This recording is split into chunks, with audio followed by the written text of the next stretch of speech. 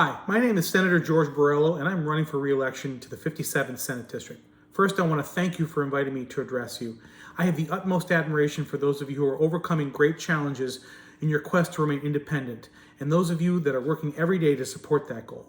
I have represented the 57th Senate District since I was elected in a special election back in November of 2019 to fill a vacancy. The 57th District is changing slightly due to the redistricting. New parts of the district will include Genesee and Wyoming counties. These areas will join Cattaraugus, Chautauqua, and a portion of Allegheny counties to make up what will be one of the geographically largest Senate districts in the state. I'm a native of Western New York. I grew up in Fredonia and graduated from Fredonia High School. I come from a working class background. My dad was a plumber, my mom was a hairdresser, and my grandfathers were grape farmers. They all taught me the importance of hard work, being true to your word, and serving your community. They also passed on to me their entrepreneurial spirit. Right out of college, I started my own business, selling products to the hospitality industry. I merged my business with another company and worked there leading the marketing division for many years. My wife Kelly and I are also in the hospitality business, owning and operating Sunset Bay Beach, Cabana Sam's Sunset Bay Grill, and the Sunset Bay Beach Club, which are seasonal destinations. And we also own an Italian restaurant, Villaggio Italiano Pizza and Pasta, which is open year-round. I entered public service at the local level back in 2010 because I saw our region struggling. Our area was losing its young people to other states where there were more opportunities and lower taxes. There was increasing blight in our downtown areas. Growing opioid substance abuse was devastating too many families, and a lack of broadband access was leaving our school children, residents, and businesses at a major disadvantage. I spent a total of 10 years in county government, 8 as a county legislator and 2 as county executive. I was proud of what we achieved in my time in local government. We delivered balanced budgets and cut taxes without diminishing services.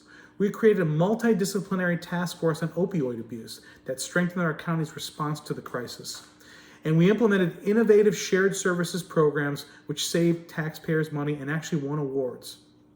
As a state senator, I've worked to bring a focus to the problems of our rural communities. One of the biggest issues we face is access to health care, as our hospitals close or cut back on services and our number of healthcare professionals declines. One of my first fights as a new senator was to try to save Lakeshore Hospital from closing. This hospital filled a vital need in the area and had 1/3 of the mental health beds for our entire region.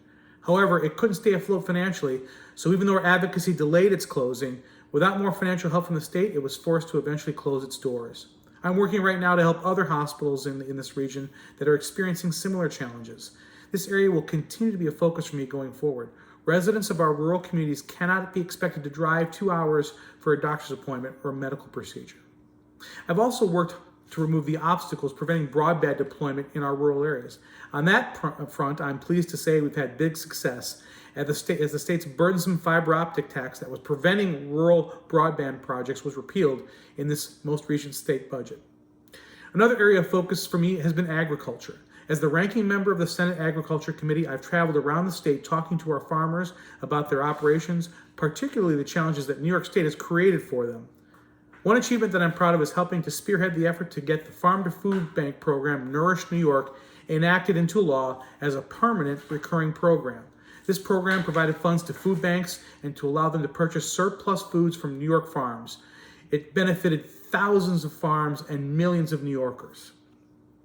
I've been consistently supportive of the need for the state to better fund its programs and services for those with disabilities, including its independent living centers. Everyone deserves the opportunity to make decisions about their own life. While this is something that most of us take for granted, in the past, individuals with disabilities were often denied the opportunity to make their own choices and to live independently. This was wrong, and I applaud the mission of independent living centers, which strives to give people control over their own lives. When it comes to the state budget and funding for independent living centers like yours, I support increasing funding. These services have been severely underfunded for about 2 decades, while the cost of providing service has risen dramatically. Funding for ILCs increased in this year's budget by $1.6 million to a total of $16 million. This is the largest one-time increase ILCs have received in several years. However, because of years of disinvestment, there is still ground to be made up. This is why I support what you are advocating for, which is a $5 million increase in funding for ILCs in the upcoming budget. The demand for your services keeps growing, and with more funds, you can help more people. And helping people to live independently makes good budget sense as well. Based on our current data, for every dollar that's invested in ILCs, it produces $9 in savings to the state. If we can help New Yorkers live independently and save taxpayers money as well, the decision to increase funding for ILCs is an easy one. The other area of great concern is the shortage of home care workers. I know that many individuals with disabilities who need aid services to help them live independently cannot find enough people to help them. This is primarily because of low wages.